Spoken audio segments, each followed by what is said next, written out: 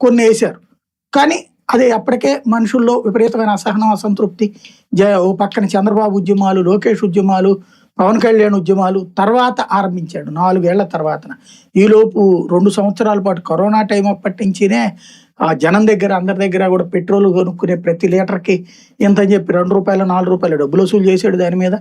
దాంతోనే వేయలేదు రోడ్డు. 3 ఏళ్ల తర్వాత చివరికి అది విపరీతమైన నెగిటివ్ వస్తుందన్నాక రోడ్లు వేయడం బిగిన్ చేశాడు. కాంట్రాక్టర్లు దొరక్క రోడ్లు చాలా వరకు పడలేదు. అది ఎమోషన్ అయింది. ఆ ఎమోషన్ని క్యారీ చేసింది ప్రభుత్వం, అప్పుడున్న ప్రతిపక్షం. అది సక్సెస్ అయింది. ఇప్పుడు రోడ్లు వేస్తున్నారు కదా ఎప్పటికప్పుడు. ఇప్పుడు ఏదో జిల్లాకి లేకపోతే ఊరికి ఒక రోడ్ డాక్టర్ అని చెప్పి మిషన్ పెట్టి దాంతో కూడా వేస్తున్నారు. దాన్ని అయిపోయింది. ఇలాంటి ఎమోషన్సే ఓట్లు తెచ్చినాయి కానీ నవరత్నాలు, పెన్షన్లు, లేకపోతే గనక హాస్పిటల్లో ఆరోగ్యశ్రీలో ఇంటికి వచ్చి వైద్యము, సచివాలయాలు, వాలంటీరు, ఫీజు రియంబర్స్మెంట్, ఆరోగ్యశ్రీను, సొంత ఇళ్ళు, సొంత స్థలము, వీటన్నిటిని చూసి ఓట్లే లేదు. ఓట్లేసినటువంటిది ఇది. వేసిన ఓట్లు దీని గురించి కాబట్టి ఎమోషన్ని పూర్తి చేయాలి తప్పించి ఇలాంటివన్నీ రొటీన్ ప్రాసెస్ అనుకుంటున్నారు వాళ్ళు అంతే.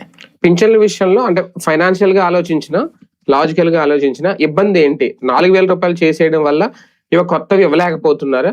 బడ్డెన్ పెరిగిపోయి పాతే తొలగించారు. దివ్యాంగుల పింఛన్లు కానీ వీళ్ళు చెప్తున్న లెక్క చూసుకుంటే అప్పటికిప్పటికి దాదాపు 6 లక్షల పింఛన్లు తీసేశారు. మీరు ఎప్పుడైనా సరే మనస్తత్వం అనేది ఒకటి ఆలోచించాలి. తెలుగుదేశం మనస్తత్వం ఏంటంటే ఊరకనే కూర్చోబెట్టి మేపకూడదు అన్నటువంటిది. రాజశేఖర్ రెడ్డి అయినా జగన్మోహన్ రెడ్డి అయినా సరే 100 మంది అనర్హులు ఉంటే, అంటే 100 మందికి మనం ఇస్తున్నామంటే అందులో 30 మంది అనర్హులు.